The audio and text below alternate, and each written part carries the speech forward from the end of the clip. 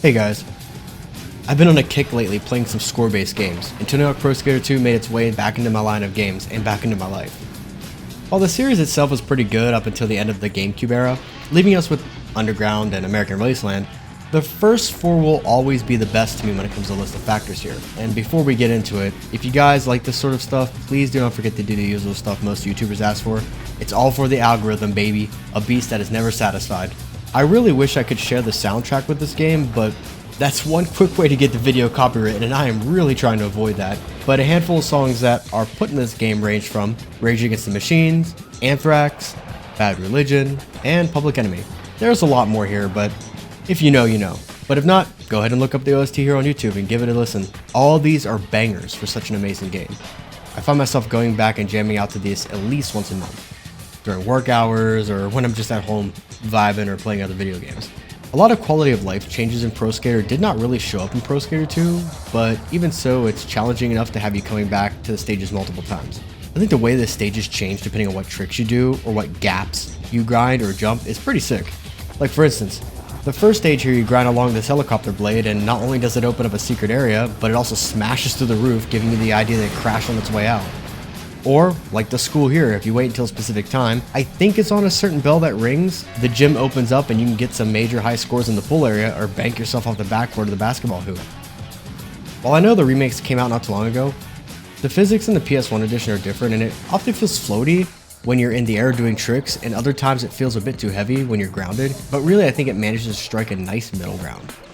Combos in this game are pretty neat.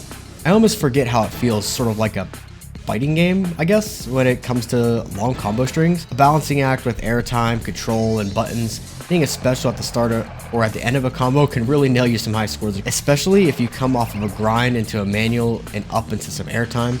Finding ways to link these specials and combos that you can assign to buttons is like really building up your toolkit. Oh, and the sound it makes? Yeah, that's nice. I have to say New York is probably my favorite map, with these toxic ass taxi drivers that not only swear at you whenever you're hit, but make for getting around on the streets interesting when it comes to skating off the roof of a car, which is its own point to score, by the way, or getting smashed and losing a massive combo. Collecting these hidden tapes also had me remembering how back during the time that I grew up with this game, we didn't really have the ability to just Google something like we do now. But no worries, most of these collectives are very intuitive to get if you just keep your eye open, like this one here for the school. Moving away from gameplay for a moment, we have the customization, and while it isn't as deep as Pro Skater 4, you'll be able to grab some custom decks and whatnot for showing off. I think some of these designs are classics, and they really stick out to me. While there are a lot of characters to pick from for this game, I really only picked from the man of the hour, Mr. Hawk. I wouldn't say he's the most balanced character in terms of stats by the start, but hey, the main face of the game, you know, so why not? The alt outfits are cool too. Oh, before I forget, this game also comes with a demo of Matt Hoffman's BMX game as well, so that's a neat thing, sort of like Twisted Metal games on the PS1 having demos, which were always cool. What else is cool is the park creator. And I do not think I can make a Pro Skater video without mentioning the crazy things you could do in such a confined space. Ranging from plungy traps to pits, you can really make something cool for you and your friend in split screen to skate through for the best high scores. While you can't add collectibles, you can add your own gaps, your own special locations, and set the score for these manually, so if you decide to make something obscure and tough to do, you can totally do that and make it worth it. I really wish I could play the OST in the background of this video, because honestly the game is just such a classic.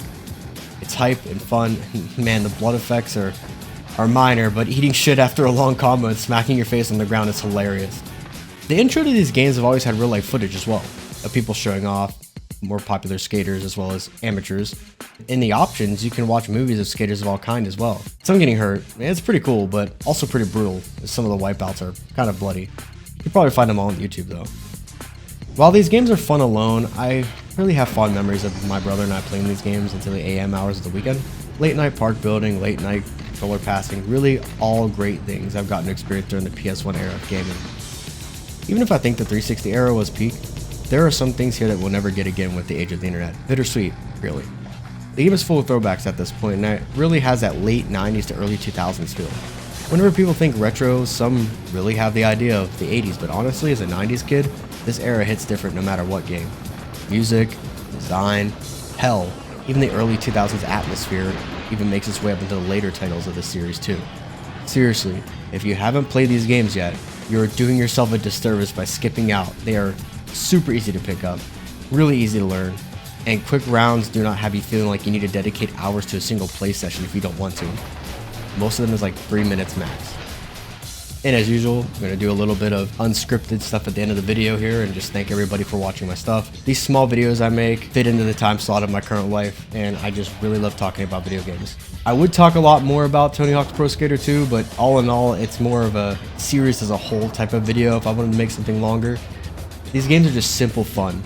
Really are missing out in the early Neversoft era of these PS1 games. Just are peak. You really should play this game.